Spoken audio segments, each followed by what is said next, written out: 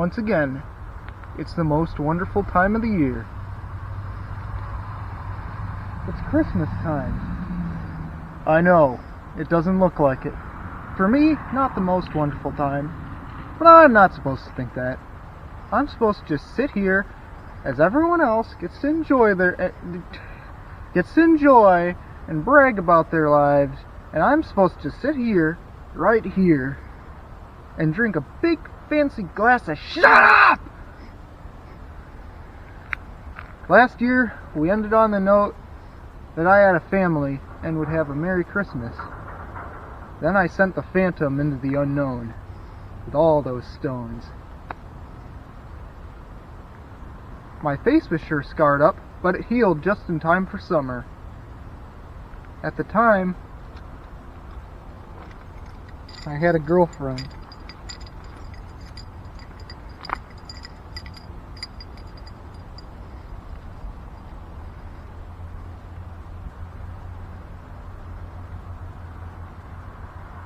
But she left me. A personal subject, I suppose. Just short of 1 star. This year, what will we see happening? Last year, I read the Nightmare Before Christmas poem, which was written by Tim Burton. This year, I'll review The Nightmare Before Christmas, the movie.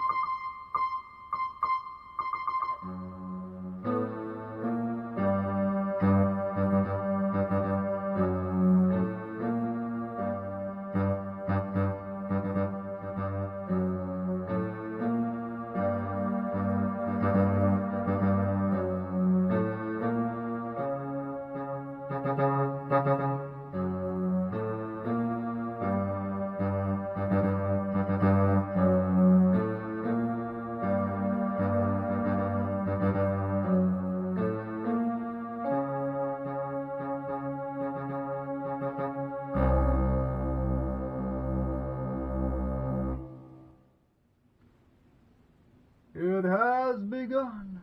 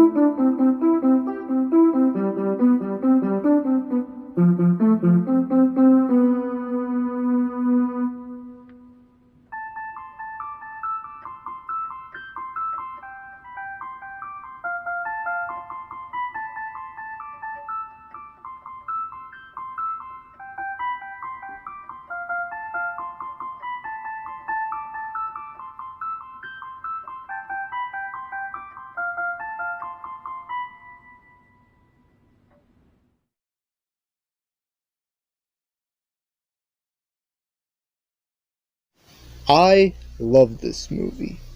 Call me a goth or whatever, but I love this movie. The characters, the environment, etc. I've wanted to review it, although I couldn't pick the holiday, as the big debate is it a Christmas or a Halloween movie? Both. I think we all know the idea of this movie, but I'm going to go over the plot. Spoiler alert. Jack Skellington is king of Halloween Town, of many holiday worlds like Halloween and Christmas Town.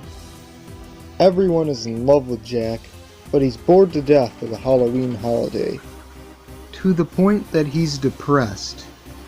So he heads off into the forest, asleep, with his dog Zero, his little ghost dog Zero, and walks far enough that it becomes daytime, finding the holiday doors. He goes into the door to Christmas Town to find himself delighted by the holiday. After his venture into Christmas Town, he goes back home to tell the other monsters and creatures about it, who can't quite comprehend it. After a whole musical number later, Jack gets the wonderful, awful idea to steal Christmas for himself and the other residents of Halloween Town. They go as far as to kidnap Santa, make their own gifts, and of course, have Jack fill in for Santa. That Christmas Eve, Jack flies off into our world to deliver the presents, which turn out to be some of the most terrifying creations ever. It results in Jack getting shot down out of the sky by the army into a graveyard where he comes to the conclusion that he enjoyed it despite all of the chaos.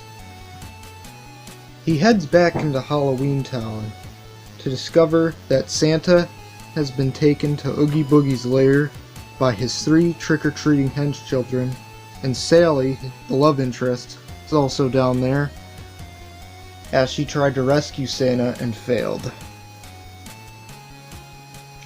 Jack discovers this, and prevents the two from being part of Oogie's snake and spider stew, of course by a violent, gory death, where Jack performs a fatality on Oogie and pulls a loose thread on Oogie's burlap lair and spills out all of his bugs. Then Santa chews out Jack for his fiasco, and Jack and Sally's romantic moment gets interrupted. In the end, Santa forgives Jack and gives the whole town a blanket of snow. The movie closes with Jack and Sally kissing on top of the spiral hill, and Zero disappearing. Released by Touchstone Pictures, a Walt Disney division, Touchstone is one way that Disney released R-rated movies or anything a little too out of frame for Disney, because this was just so iffy. Apparently, Disney thought this was too scary for children. Now, I don't believe that. Eventually, Disney re-released and rebranded The Nightmare, complete with a logo plaster and a title sequence plaster, as now it is released under Walt Disney Pictures. I watch this movie every Halloween and Christmas season. It looks very nice as any Henry Selick or Tim Burton production goes.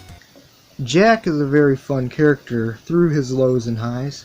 Jack and Sally, while they are seen to be a recognized Disney couple and a popular choice for Halloween costumes, barely have any screen time together. Nevertheless, it's still nice to see them together.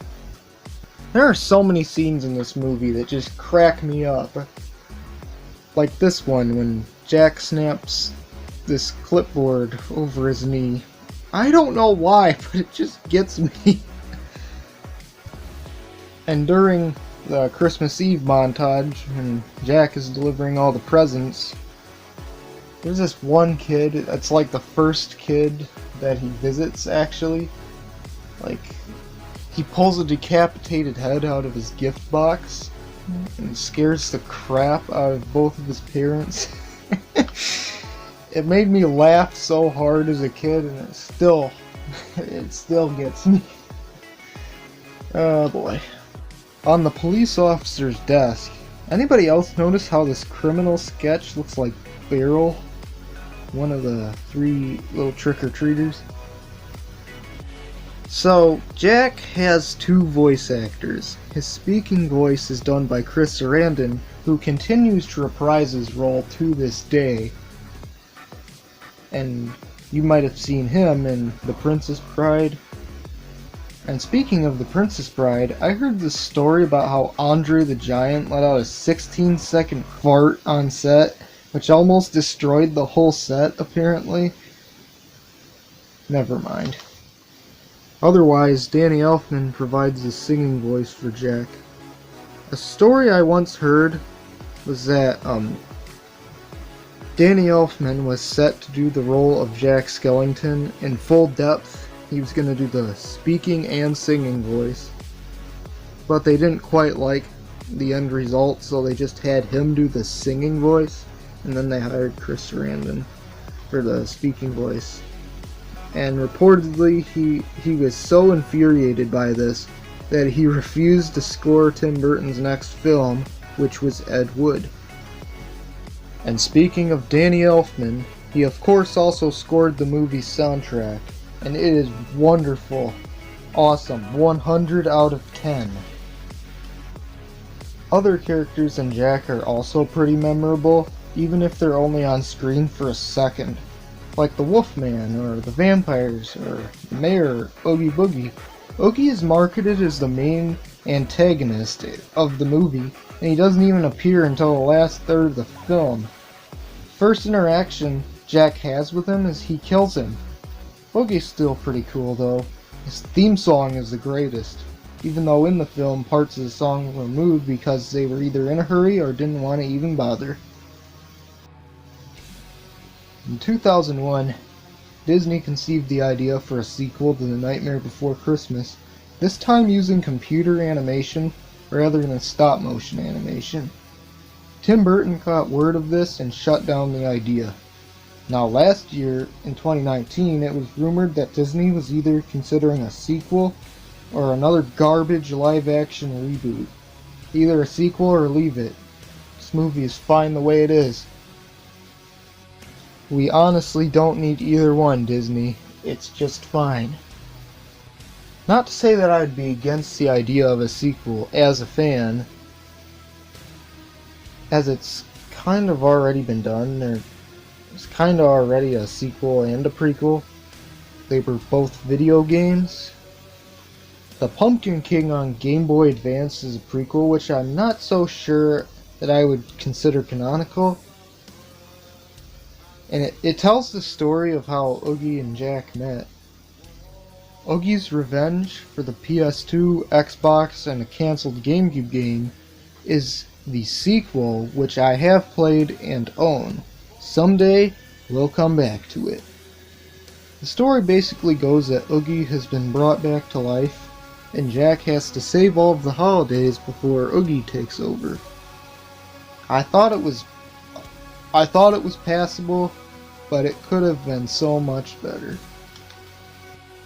Even I, as a fan of course, have conceptualized a sequel idea for The Nightmare, titled The Year After, and basically what it's about is Jack and his fiasco with a human who has discovered the holiday worlds as the cemetery that Jack fell into is under investigation in the real world.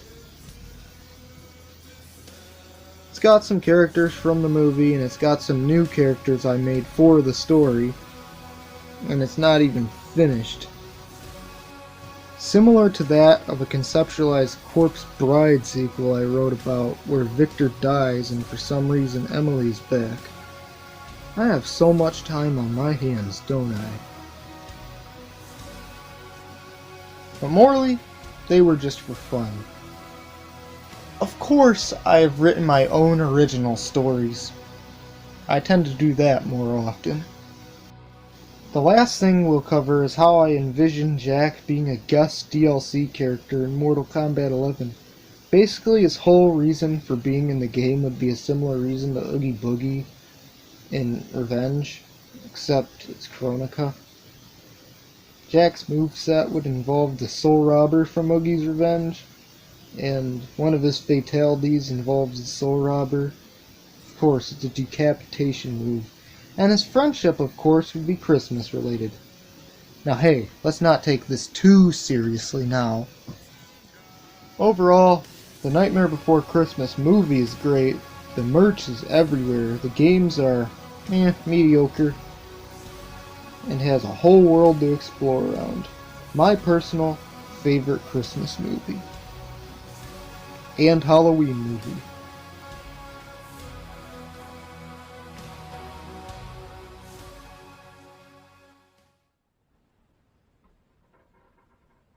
And that was my review of The Nightmare Before Christmas. Hope you enjoy it. Now, I gotta start preparing for...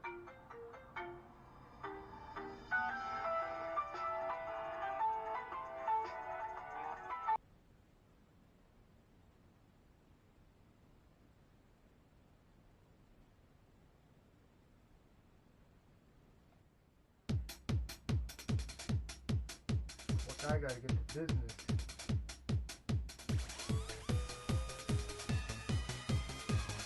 The Phantom's just never gonna give us up or let us down, is he?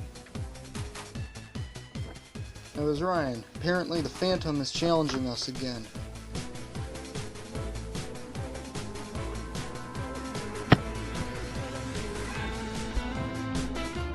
Ryan's outside, operating the laser cannons, and Tyler is hidden outside, on guard with the rocket turret. And here I am, with a sword, a knife, and a couple of firearms.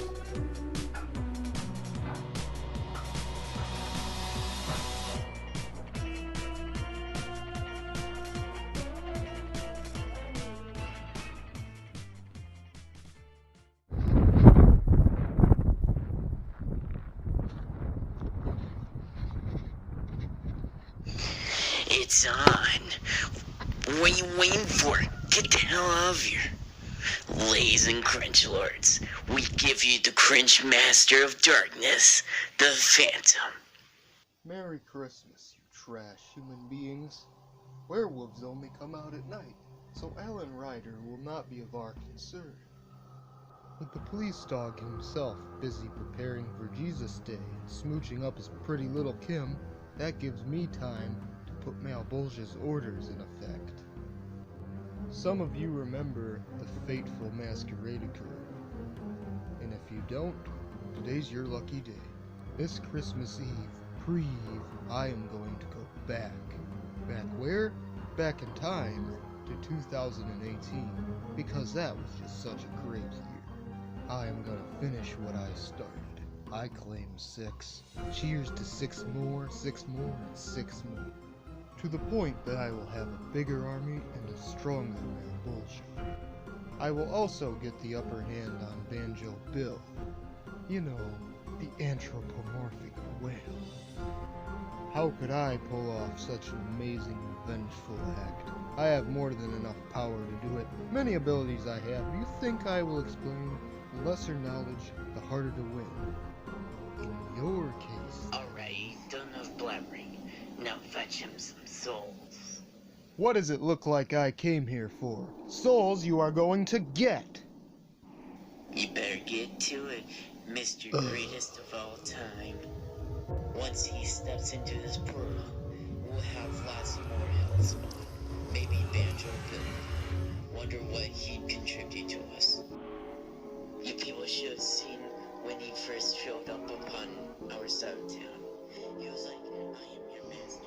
And Banjo was like, not a chance.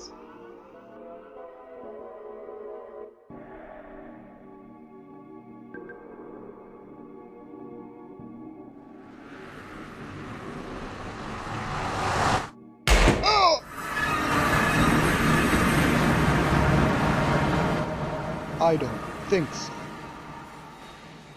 Excuse me, I was over here looking for pictures of Pumpkin Guy's girl on Instagram. Do you really think that everybody you wrongfully destroyed is going to become your There's no muse? time for sleeping on the job, especially with a case of orange cat.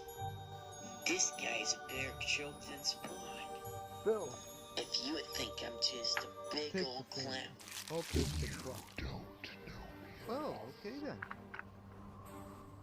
You really think you can end me? I'm not just going to end you, but I'm also going to take your team.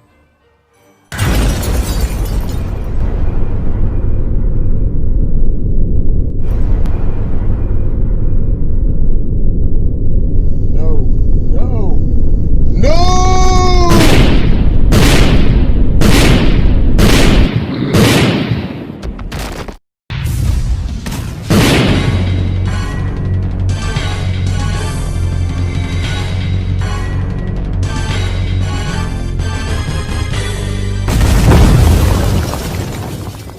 Oops.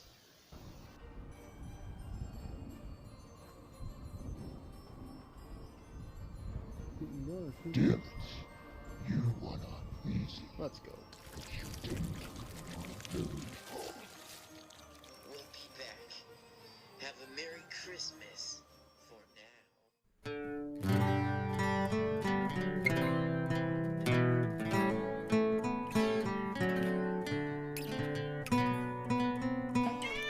Skinny, get out of the turkey. Yeah, Skinny.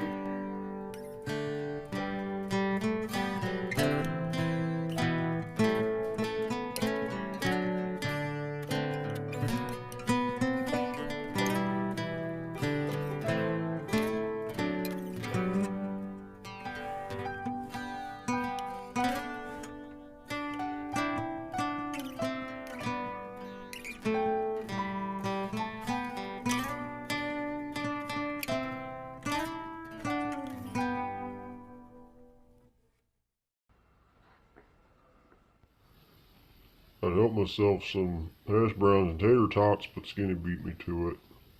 Dang it!